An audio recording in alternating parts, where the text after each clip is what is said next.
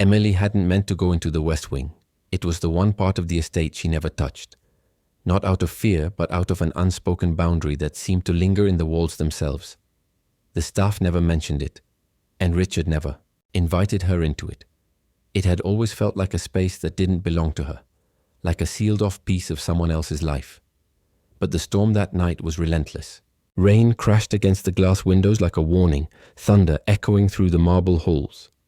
Emily was looking for the old linen blankets to help a maid whose quarters had flooded. That's how she found herself standing in front of the door, simple, wooden, and unlocked.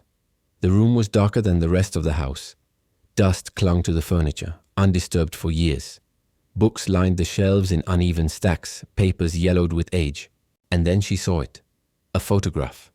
It was sitting inside a tarnished silver frame on the writing desk, half buried beneath a stack of letters.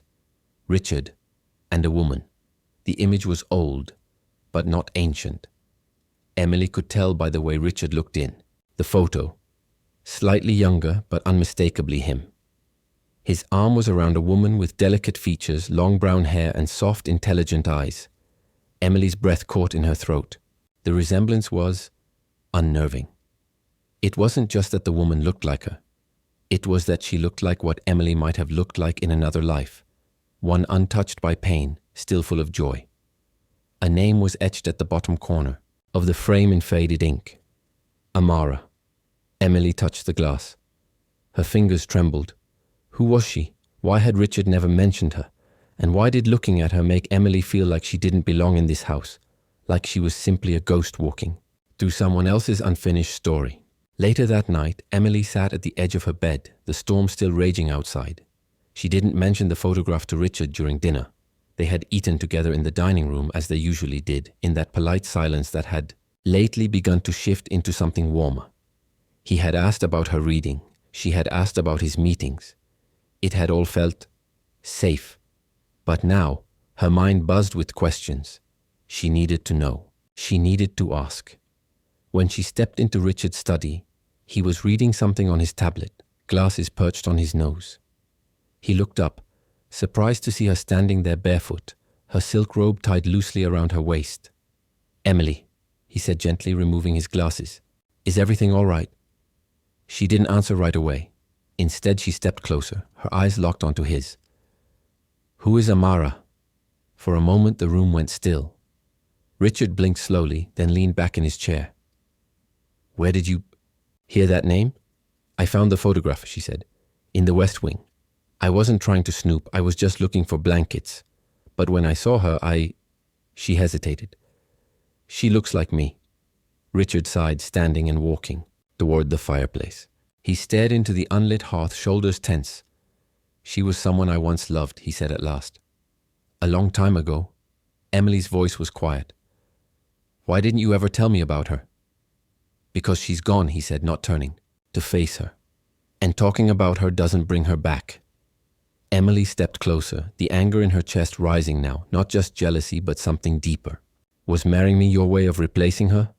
That made him turn around sharply. "No, absolutely not." "Then why does she look like me?" Emily's voice cracked. Was I always supposed to fill the space she left behind?" Richard crossed the room in 2 strides. "You are not her, Emily, I know that. But did you wish I was?" Her eyes were glistening with tears she refused to let fall. He didn't speak. His silence was answer enough. Emily turned and left the room before he could say anything else.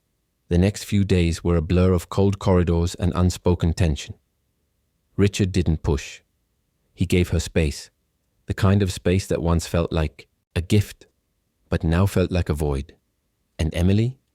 She couldn't sleep. Every time she closed her eyes, that photograph haunted her. That name, that face, that feeling that she had been brought into someone's life not for who she was, but for who she resembled. One afternoon, she went into the garden alone, wandering through the rows of lavender and white roses. The wind was cool against her skin, but she welcomed the sting of it. It kept her grounded. She thought of her parents, her old life, the girl she used to be.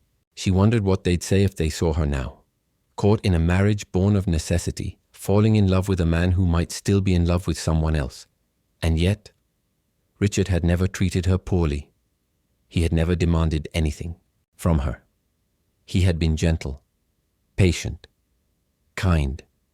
All the things she never thought she would find in a man she didn't choose. But now she questioned if he had ever chosen her. That night, Emily packed a small bag.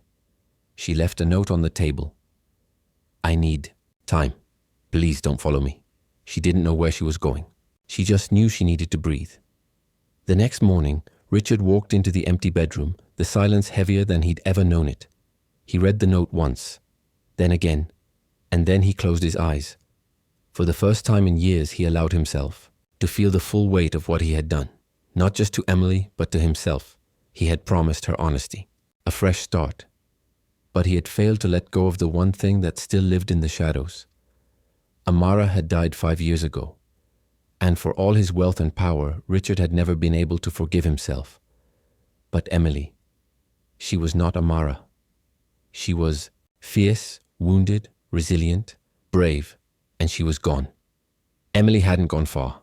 Her first instinct was to flee, to disappear into the city, lose herself in the noise of Boston's crowded streets. But something inside her hesitated. Maybe it was exhaustion. Maybe it was the echo of Richard's voice when he said, "You're not her." Or maybe she just didn't have the strength to start over again. So she checked into a modest hotel by the harbor. Nothing extravagant. The kind of place that didn't ask questions. The kind of place where you could disappear without leaving. She spent the first day in silence, curled under the white hotel blanket, staring at the ceiling fan. As it spun slowly, methodically, like time mocking her. She hadn't cried. Not yet, but her chest ached with a kind of grief that had no name. The knock on the hotel door came the next morning, soft, tentative, but insistent.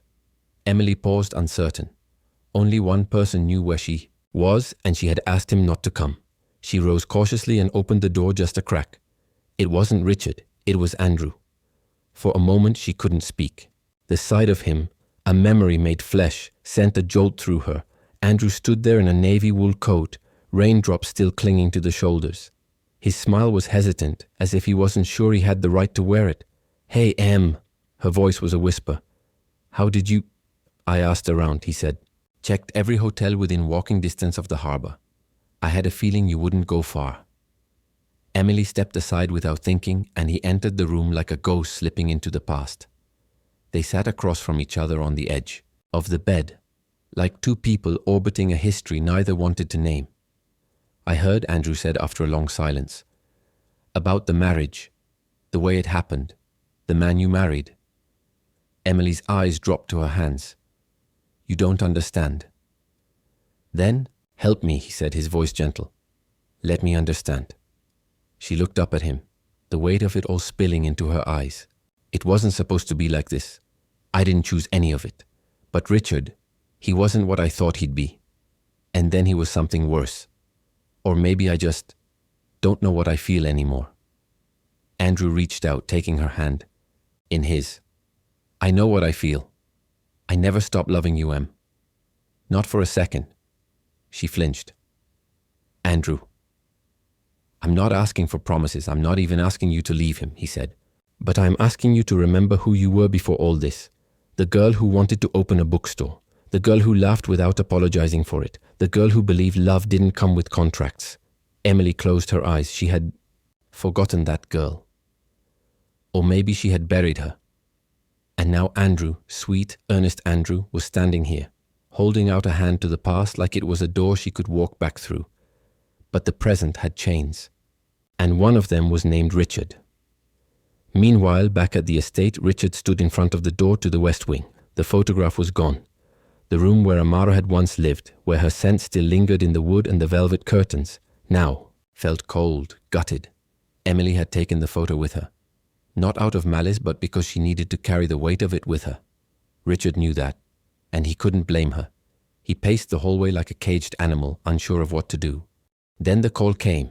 It was short, clipped, from his security director. "We've intercepted movement from your former assistant. He's leaked internal financial data to a rival firm." Richard's blood ran cold. "Are you sure?" "Positive. And Emily was the one who flagged the inconsistencies 3 weeks ago. 3 weeks ago."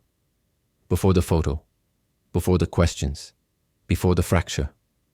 Guilt twisted in Richard's chest like a knife. She had been right, and he hadn't listened. She had protected him while he doubted her. Back in the hotel, Emily and Andrew were having coffee by the window when her phone buzzed. Unknown number. But she answered. Emily? The voice was sharp, clipped, familiar. Mr. Price, she asked. Richard's head of security. We've had a breach. You were right about Matthew. He's the leak. Mr. Hamilton just found out. And she froze. And what? He's gone. The line crackled. What do you mean gone? I mean he left, alone. No security, no itinerary. No one's seen him in the last 4 hours. Emily stood abruptly, her heart racing. Where would he go? But she already knew. He'd go back to the place he always went when the guilt became unbearable. Emily didn't say goodbye to Andrew. She simply grabbed her coat and left. She took a taxi to the only place she thought Richard might be. The lake house. It was a small estate 2 hours outside Boston, nestled beside a quiet lake surrounded by pine and memory. Richard had mentioned it once in passing. I used to go there when I didn't want to be found. She arrived just as twilight was melting into darkness. The house looked abandoned. No lights, no sound. Just the sound of water lapping against the dock. She found him sitting alone by the lake, his coat pulled tight around him, staring at nothing. For a long moment she didn't move. Then she walked toward him. He didn't turn. I thought you didn't want to be followed. I didn't, she said. But you didn't listen. No, he whispered. I didn't listen when it mattered. She sat beside him, silence folding between them like a blanket. After a long pause, he said, You were right about Matthew. I didn't believe you. And you still protected me. I didn't do it for you, Emily said softly. I did it because I still care, even if I didn't know what to call that. Richard turned to her then, and for the first time in weeks, he looked her directly in the eyes. I don't want to live in the shadow of someone who's gone, he said, and I don't want you to live in the shadow of someone you used to be. Tears welled up in her eyes. I don't want to be Amara, she whispered. I don't want you to be. Then almost reluctantly she reached for his hand. His fingers were cold, but they closed around hers like they had been waiting. No promises. Just a moment. Just enough. The lake house was still cloaked in silence when morning arrived. Emily awoke on the worn leather sofa in the den, a thick blanket covering her shoulders. She didn't remember falling asleep. The fire had burned low to embers, casting faint shadows on the stone walls. Outside, birds called cautiously into the mist. Richard wasn't there. Her breath caught an instinctive flare of panic. But then she saw the steam curling under the kitchen doorway and heard the clink of porcelain. He was making coffee. The man who had once ruled boardrooms now moved like a ghost in his own refuge. Quiet, deliberate, almost too careful. Emily watched him from the hallway, noting the weariness etched into the lines of his face, the tension in his jaw as he poured 2 mugs. He looked up, startled by her presence. Did I wake you? She shook her head. Couldn't sleep. He handed her a cup, his fingers brushing hers. The warmth lingered longer than it should have. They didn't speak again until they were seated by the wide windows overlooking the lake. The fog was starting to lift, revealing jagged outlines of trees across the shore. It felt metaphorical. Too perfectly timed to be coincidence. I want to tell you everything, Richard said. Emily looked up slowly. About Amara? He nodded.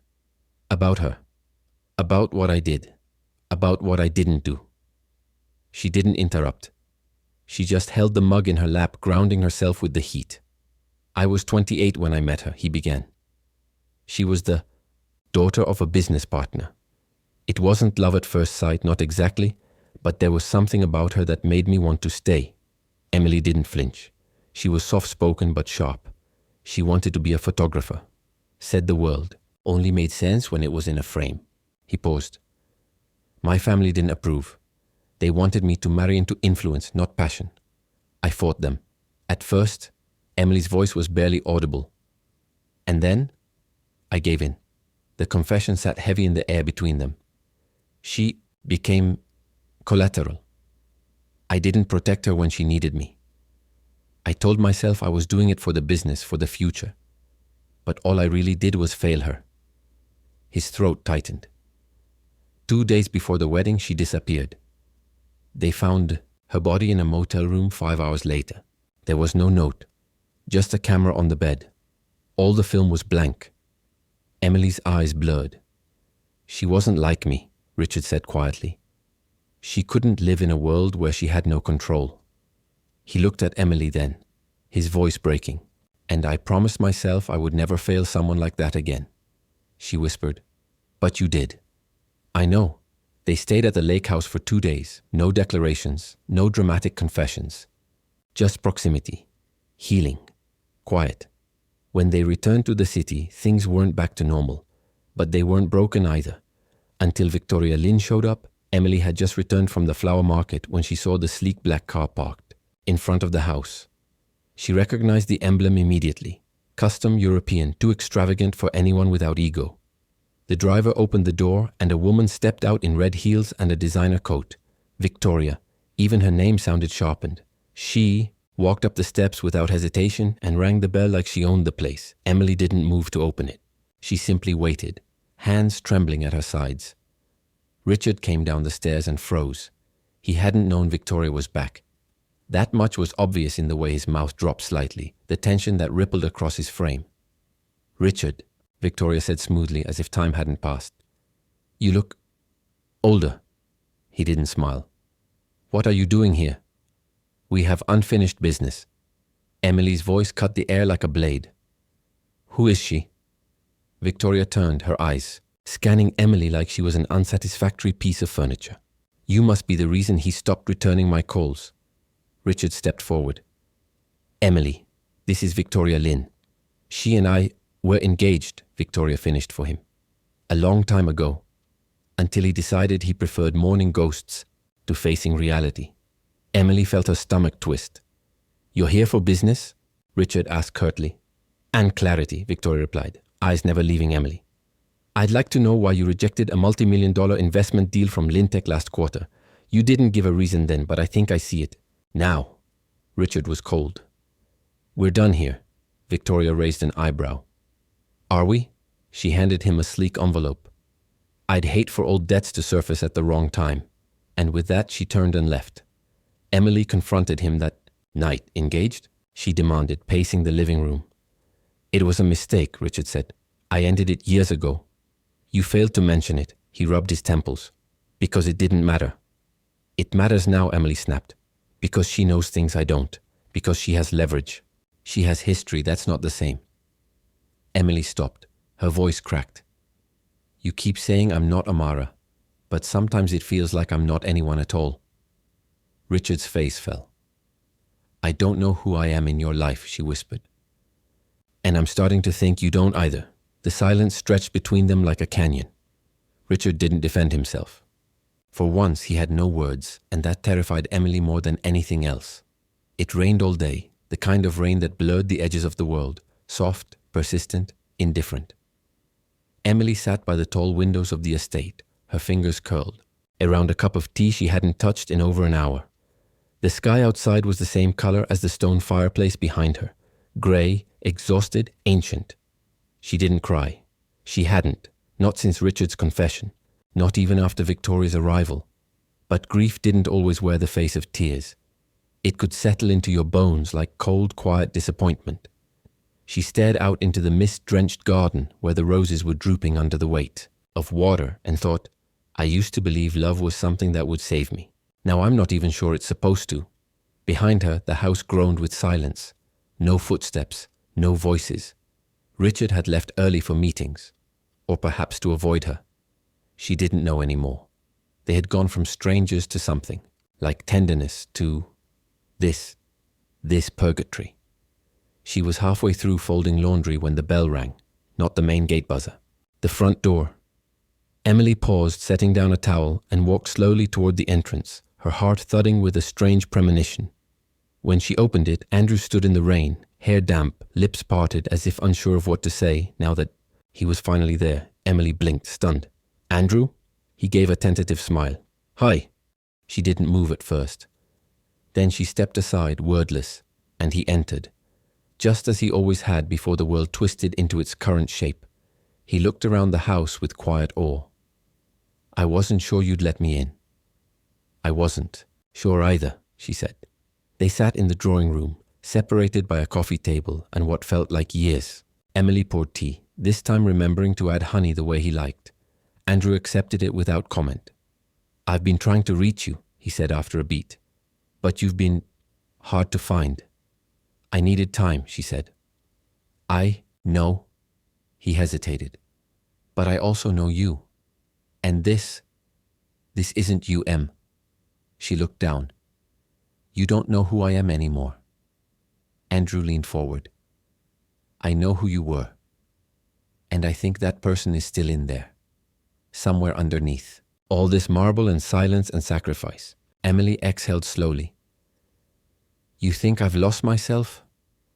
"I think he doesn't know how to see you," he replied gently. "Not really."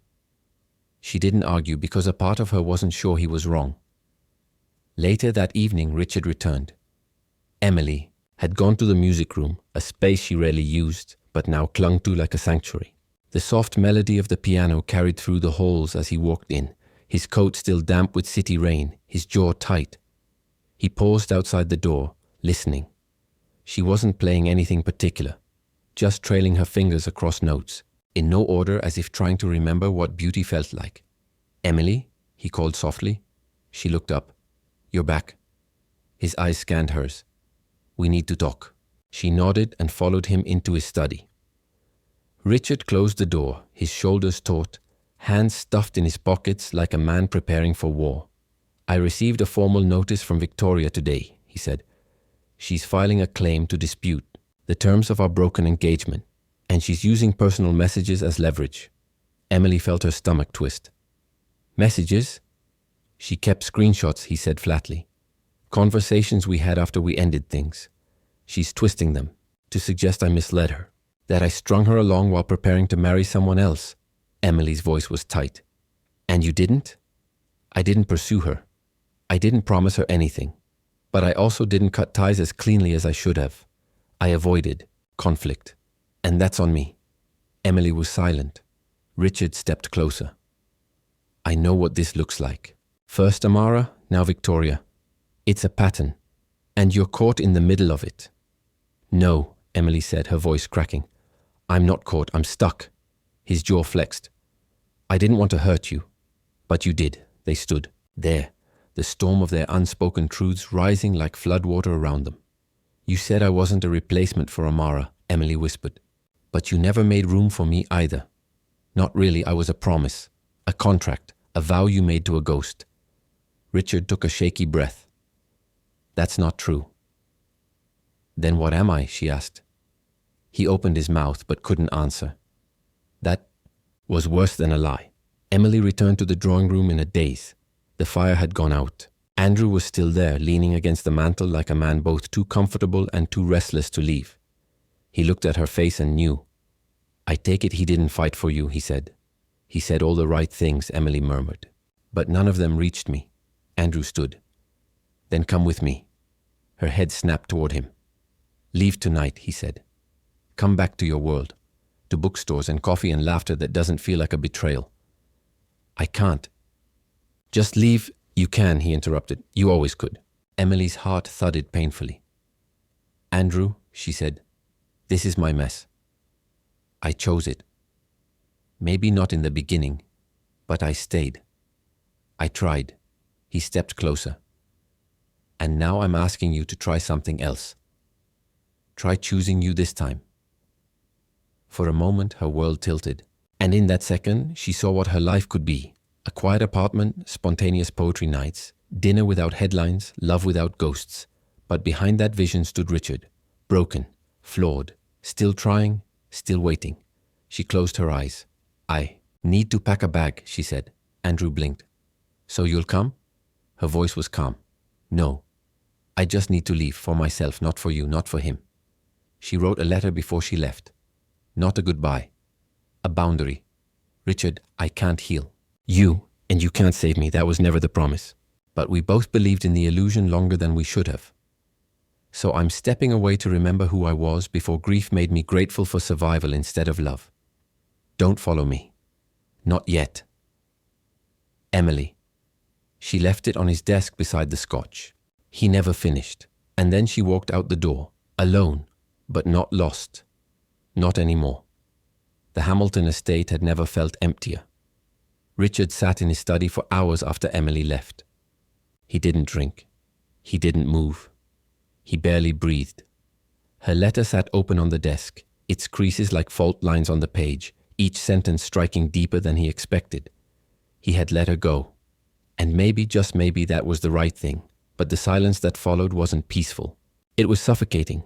Every room in the house felt like it had once contained her laughter, her footfalls, her books stacked in corners like soft rebellions.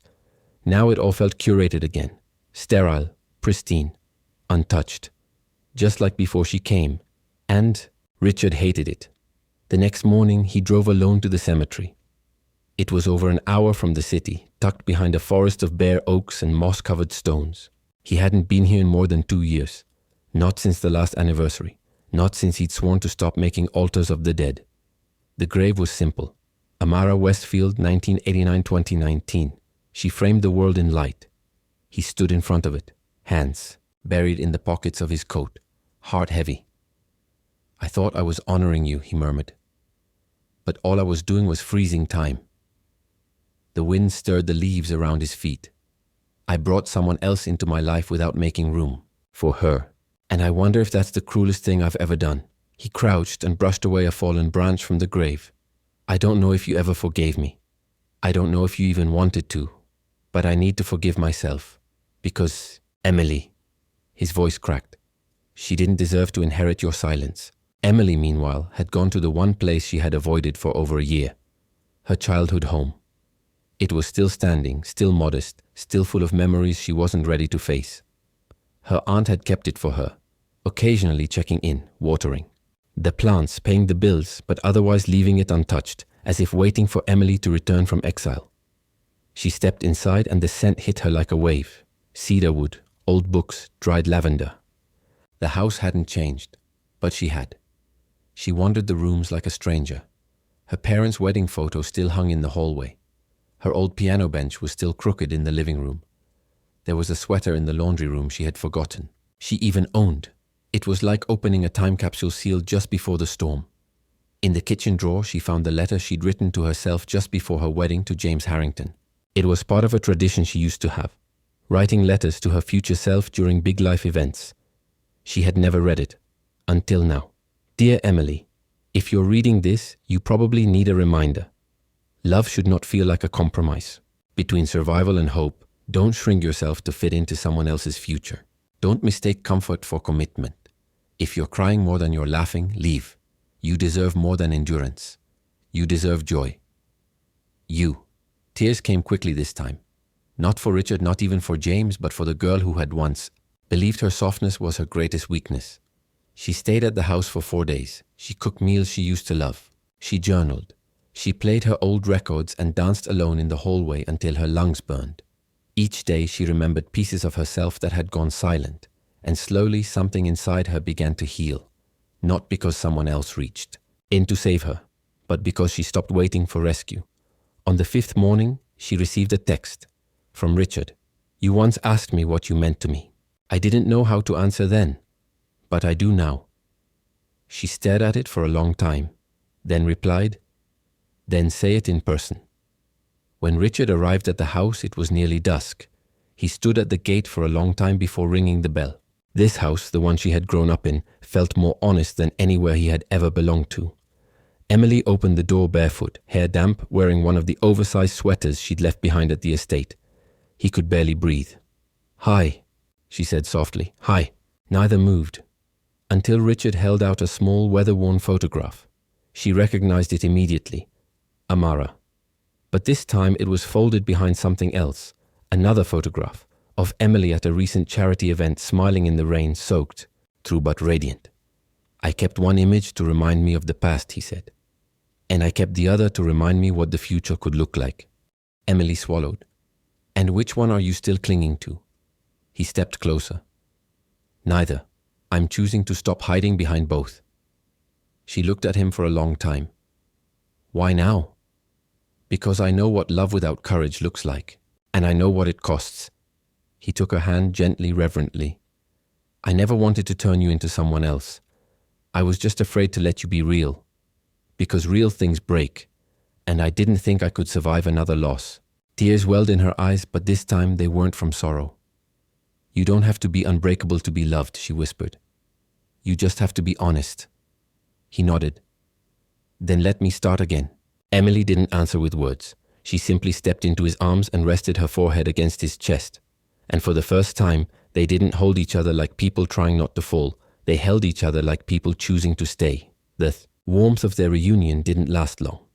3 days after Richard showed up at Emily's childhood home with the photograph, the world they thought they were rebuilding cracked again. This time from the outside. It began with a headline. Former fiancé of Richard Hamilton accuses him of corporate misconduct, leaks private communications. Emily found it first. She was scrolling through the morning news with a mug of black coffee in hand when she saw her own name, buried in the article's 5th paragraph. Hamilton's sudden marriage to Emily Thompson, an unknown former academic and the daughter of a late investor, raises questions about the legitimacy of their relationship. Sources suggest her likeness to Amara Westfield, Hamilton's long-deceased lover, was disturbingly convenient. Emily's blood ran cold. She dropped the mug. It shattered on the tile. Richard rushed into the kitchen barefoot. Emily, what happened? She just pointed to the screen. He scanned the article. His face tightened with each line. Victoria. She leaked it, Emily asked.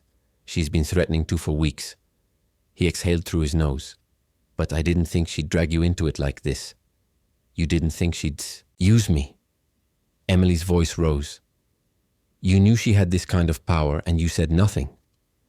Richard reached for her arm, but she pulled away. I didn't want to give her that power over us, he said. I thought if I didn't acknowledge it, it wouldn't matter. But it does matter, Emily snapped. I'm being called a stand-in for a dead woman in a national newspaper, Richard. My name, my story, it's not just yours to gamble with. He looked stunned. You think I did this on purpose? I think you buried too much, for too long, and I think it finally erupted. She left the room. This time she didn't cry. This time she burned. By afternoon she was gone again. No note, no dramatic departure. Just a suitcase missing from the closet, and the faint scent of her lavender perfume lingering near the door. Richard sat in the same chair for hours replaying the article, the headlines, her face when she read it. He thought they'd made it through the worst. He thought love, once finally honest, would be enough. But maybe it wasn't about love anymore. Maybe it was about exposure.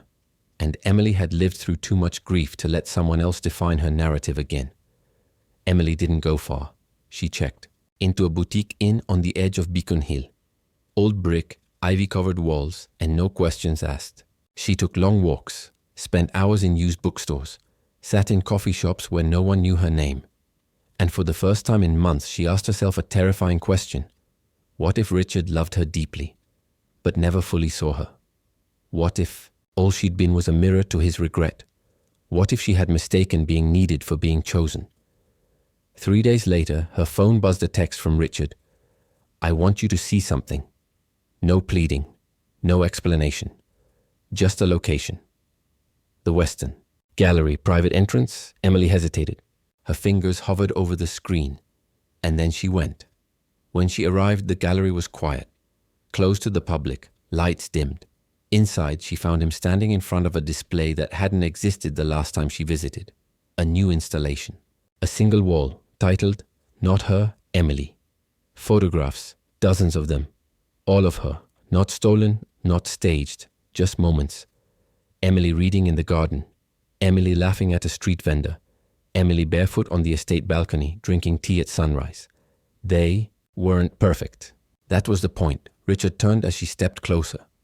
I wanted to show you what I see when I look at you, he said quietly. Not a ghost, not a promise, not a replacement. She stared at the wall, hands trembling. I took these without thinking, he continued. Because somewhere along the way, you stopped being a stranger in my house. You became the person I looked for in every quiet moment. You became the story I wanted to tell. Emily blinked away tears. I couldn't stop the world from twisting our history, he said. But I can show them and you that my love for you has nothing to do with the past. He stepped closer. Let them write whatever they want. I'm not hiding anymore. I'm not silent anymore. She looked at him and for the first time believed it. That night they walked through the exhibit hand in hand, not to prove anything, but to begin again. It was never about the headlines, though the headlines tried their best to shape everything. Even after Richard's press statement, even after the gallery installation that bore her name, even after Emily's deliberate, wordless return to the estate, the media kept pressing. They clung to old versions of the truth, one where Emily was a stand-in, a savior, a scandal, but the story no longer belonged to them. Not anymore. This time, Emily did not retreat into silence. She no longer shrank from her own name printed in the press or the sting of a stranger's camera flash in a cafe. Her strength didn't come from defiance. It came from peace. And that peace was hard-won, carved from grief, betrayal, and the hollow ache of being misunderstood even by the man who claimed to love her. She moved back into the house not as a guest, not as someone suspended in obligation or unsure devotion, but as herself. And Richard, to his credit, didn't try to control how that unfolded. He made room. He stepped back when necessary. He stepped closer when she allowed it. They were rebuilding, quietly, cautiously, honestly. They started sharing space again. Morning tea, evening walks. The kind of silences that didn't hurt but held a kind of stillness that meant safety.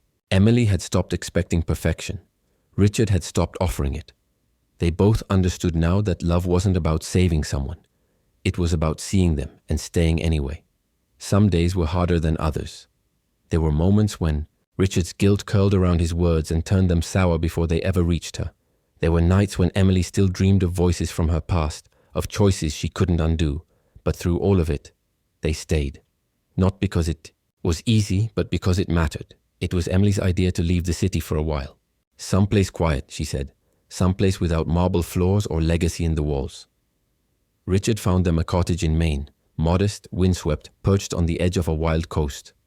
They spent a week wrapped in cold air and warm quilts, walking the rocky shore, talking about things they'd once been too afraid to say aloud.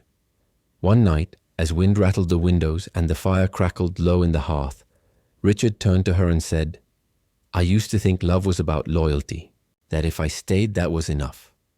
That if I endured someone's pain without walking away, that was the highest form of devotion." He hesitated. "But you taught me something different. You taught me that love is showing up, not just to suffer beside someone, but to build something, to be better because they see you." Emily looked at him across the flickering light. "You don't have to be better for me," she said. "You just have to be honest." They left Maine quieter but closer, not in the passionate rush of reconciliation, but in the way that people grow into each other, like two branches bending toward the same sun. Back in Boston, they didn't resume their old routines. Emily began teaching again, 3 days a week, at a local college, not because she needed the money or the status, but because she missed the feeling of impact, of exchanging ideas with curious minds, of helping someone else see the world a little differently. Richard made changes too. He stepped down from the more ruthless divisions of his company. He transferred management of his more aggressive investments. He started attending community meetings, not for press, but to listen, to understand, to give. Neither of them said the word future much, but it lived between them anyway. Soft, present, undeniable. When Emily was invited to speak at the Riverlight Initiative's annual gala, she almost said no. The idea of standing before hundreds, of strangers, many of whom had once whispered that she was either a gold digger or a tragedy incarnate, made her stomach churn. But Richard encouraged her gently. "Tell your story," he said one evening as they sat on the estate balcony. "Not the one they wrote, the real one." So she did. The night of the gala, Emily arrived alone, deliberately. She wore a simple black gown with no flash or shine, her hair swept back, her face bare except for a touch of confidence. When she stepped onto the stage, a quiet fell over the ballroom. It was the quiet of 100 people realizing they were about to hear something true. "I used to think survival was strength," she began. Her voice didn't shake. "That if I could just keep breathing, if I could keep moving forward through grief, through disappointment, through silence, that eventually I would be okay." She paused, letting the truth settle. "But I've learned that survival isn't the same as living. And living means choosing to speak, even when your voice has been taken. It means reclaiming your story after the world tries to rewrite it. Her eyes found Richard across the room. He sat still watching her like she was the only light in a room full of chandeliers. There was a time I believed love was something I had to earn, something I had to shrink myself for, something I had to endure. But love shouldn't make you feel smaller. It should give you space to grow. She let out a slow breath. That's why I support Riverlight. Because sometimes what we need isn't to be rescued. We need to be seen, heard, witnessed. And if music helps one person do that, helps one voice rise above the noise, then it's not just healing, it's revolution. Applause followed, but Emily barely noticed. What mattered was not the reaction. It was the release.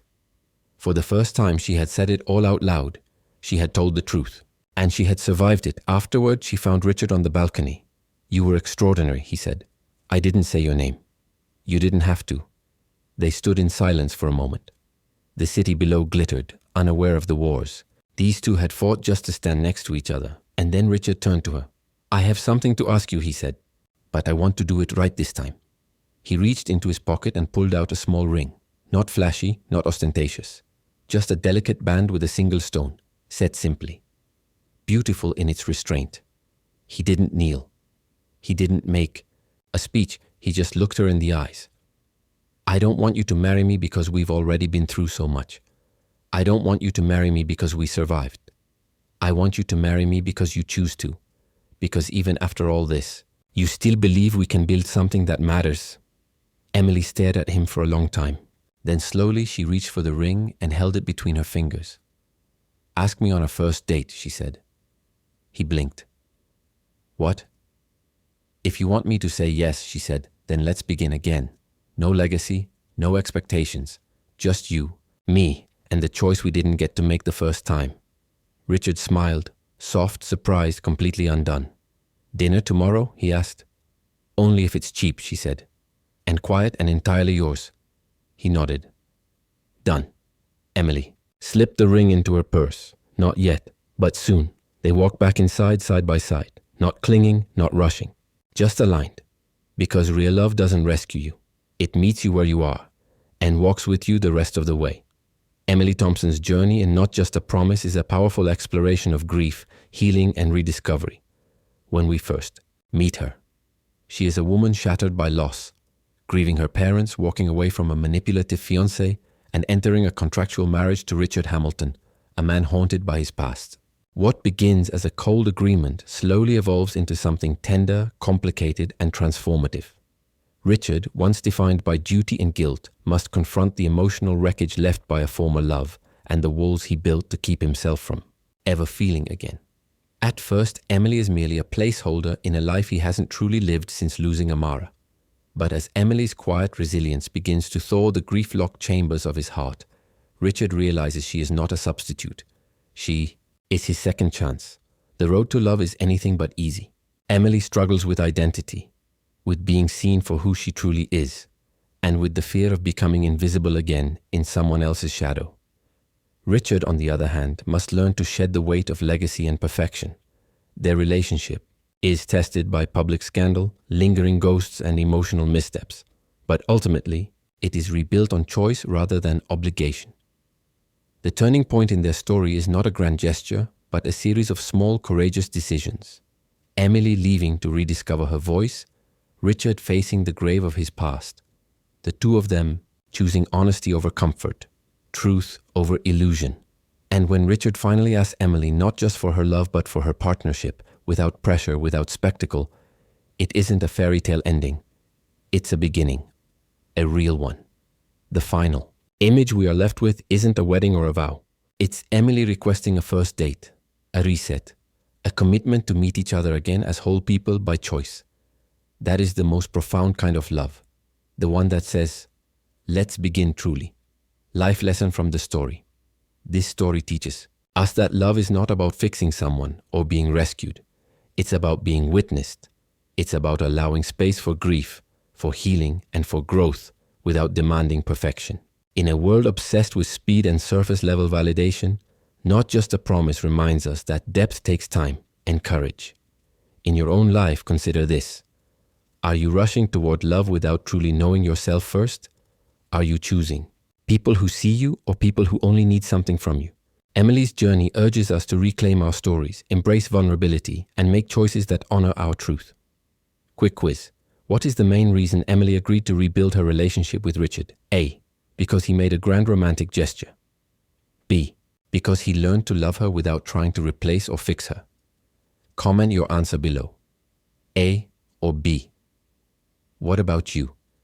Have you ever experienced a moment when you had to choose yourself before choosing love? How did it change your life or your relationships? Share your story in the comments so we can all learn from each other's perspectives. And if this story moved you, don't forget to subscribe to our channel so we can keep bringing you more beautiful, emotional stories like this one. Your support keeps us going.